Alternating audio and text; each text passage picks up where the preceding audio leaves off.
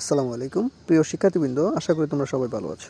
তো আজকে সি প্রোগ্রামিংয়ের যে সমস্যাটি দেখাবো সেটা হচ্ছে আয়তক্ষেত্রের ক্ষেত্রফল নির্ণয়। তো আমি নতুন একটি ফাইল ক্রিয়েট করলাম, তারপর এখানে hash include stdio.h header file ঘোষণা করলাম। তারপর মেইন ফাংশন, যেটা ছাড়া সি প্রোগ্রাম অচল, আমি ইন্টিজার টাইপের দুটি ভেরিয়েবল এ অ্যান্ড বি ঘোষণা করলাম এবং আউটপুট ভেরিয়েবল হিসেবে এরিয়া ঘোষণা করলাম। তারপর প্রিন্টএফ ইউজার ডিফাইন্ড একটি ফাংশন। তো প্রিন্টএফ হচ্ছে একটি লাইব্রেরি ফাংশন। আমি এখানে ঘোষণা করলাম এন্টার দ্য ভ্যালু অফ এ, অর্থাৎ আয়তক্ষেত্রের দৈর্ঘ্য হিসেবে আমরা এর মান প্রবেশ করাবো। তারপর সেটাকে স্ক্যানএফ মানে ইনপুট হিসেবে রিসিভ করার জন্য ফরম্যাট স্পেসিফায়ার ঘোষণা করতে হবে %d অ্যান্ড এ। তারপর আমরা দ্বিতীয় ইউজারকে নির্দেশনা দেব যে enter the value of B, অর্থাৎ আয়তক্ষেত্রের প্রস্থ হিসেবে বির মান প্রবেশ করান।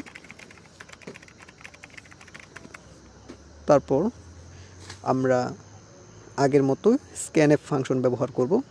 স্ক্যানএফ একটি লাইব্রেরি ফাংশন। তো স্ক্যানএফ কেন নেই? স্ক্যানএফ হচ্ছে ইনপুট নেওয়ার ফাংশন। তো স্ক্যানএফ এখানে আমরা ফরম্যাট স্পেসিফায়ার ঘোষণা করব %d অ্যান্ড বি। বির জন্য আমরা মেমোরিতে কিছু বিট জায়গা নেব। তারপর এরিয়া, যা output variable, area equal B star A star B. কেন এ স্টার বি? এখানে এ এবং বি এর গুণফল, আয়তক্ষেত্রের ক্ষেত্রফল আমরা জানি দৈর্ঘ্য গুণ প্রস্থ। তারপর প্রিন্টএফ আউটপুট পাওয়ার জন্য আমরা যে ফাংশনটি ব্যবহার করি, সর্বশেষ ধাপ printf the area is %d। এখানে অবশ্যই এরিয়া হিসেবে পূর্ণ সংখ্যা পাবো আমরা। তারপর একটা ভ্যালু প্রবেশ করে, এর ভ্যালু 5 এবং বির ভ্যালু যদি 6 হয়, 5 হয় 30। The area is 30। আমরা অন্যভাবে ট্রাই করি, একটি 12, অন্য একটি মান যদি 10 হয় তাহলে আউটপুট 120। তো এভাবে তোমরা ট্রাই করতে পারো। তো আশা করি তোমরা বুঝতে পারছো। সবাইকে ধন্যবাদ। আসসালামু আলাইকুম প্রিয় শিক্ষার্থীবৃন্দ, আশা করি তোমরা সবাই ভালো আছো। তো আজকে সি প্রোগ্রামিংয়ের যে সমস্যাটি দেখাবো সেটা হচ্ছে আয়তক্ষেত্রের ক্ষেত্রফল নির্ণয়।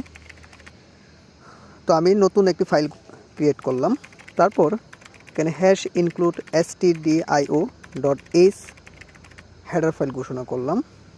তারপর মেইন ফাংশন, যেটা ছাড়া সি প্রোগ্রাম অচল, আমি ইন্টিজার টাইপের দুটি ভেরিয়েবল এ অ্যান্ড বি